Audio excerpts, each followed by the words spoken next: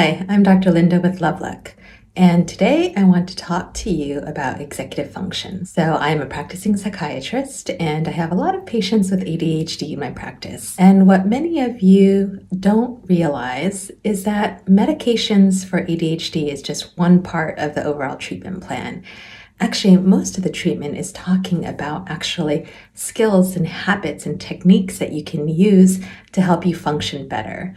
So if you have been wondering about how you can prioritize, organize, focus, or concentrate better, I wanted to teach you today about executive functioning. So what is executive functioning? Actually, it's just a skill set that you have. It's a skill set that allows you to use the prefrontal cortex of your brain, this higher order thinking area of the brain that allows you to say, okay, this is what I need to do. This is how I need to structure my time and my day and not get distracted by stimuli that are coming so that I can focus and attend to the tasks that I need to do right now.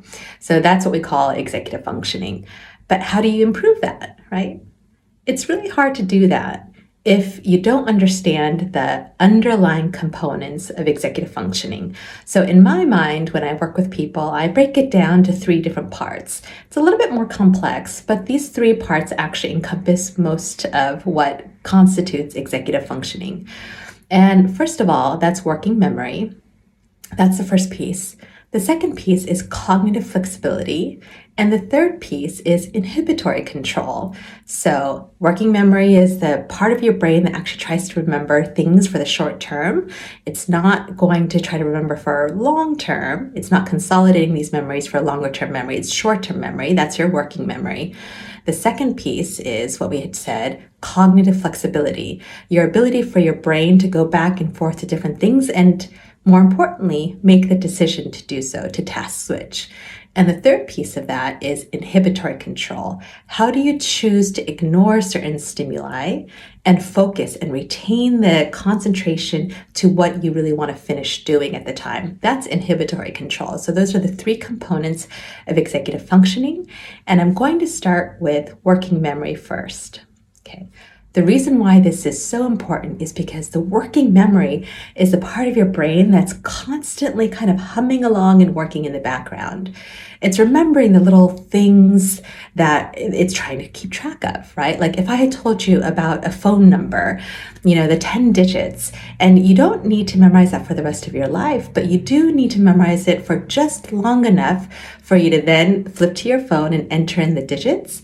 That's your working memory. Or maybe you're having a conversation with someone and you're like, oh, I want to say that, but you need to allow them time to finish their sentence or their thought.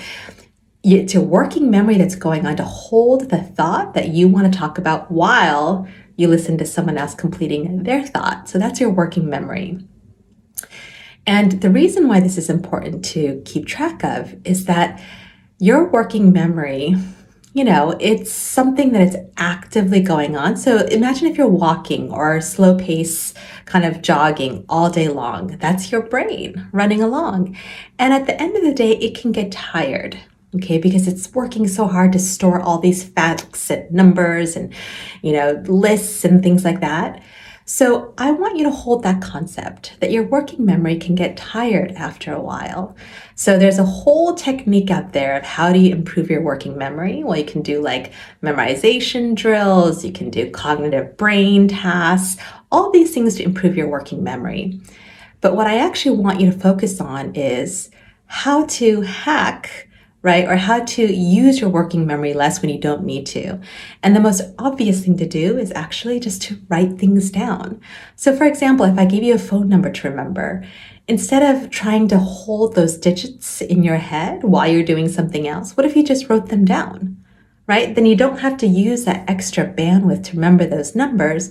Write them down, and then when you need them 5 or 10 seconds later, you just quickly look at them and they're there and you use them.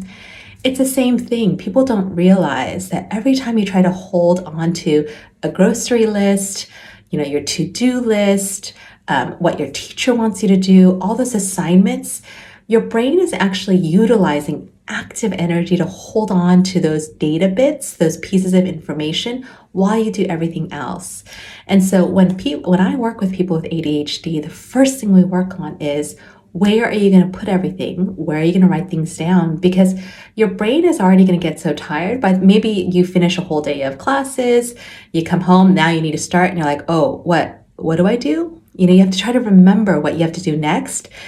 But if you have a place where you can just look to and you know exactly the steps that you have to do, or exactly what time you want to start things, or what's your priority, that actually relieves some of that pressure, right, for your brain to remember all those specific things that you told yourself you were going to remember. So that's working memory, and that's one little tip that I really, really encourage people to use to decrease the load on your working memory. Just write things down. Use visual cues to help jog your mind, or write things down so that your brain doesn't have to be actively holding on to that information all day long, especially when it's not necessary longer term. So that's working memory, and tomorrow we're going to talk about cognitive flexibility. Okay, so stay tuned.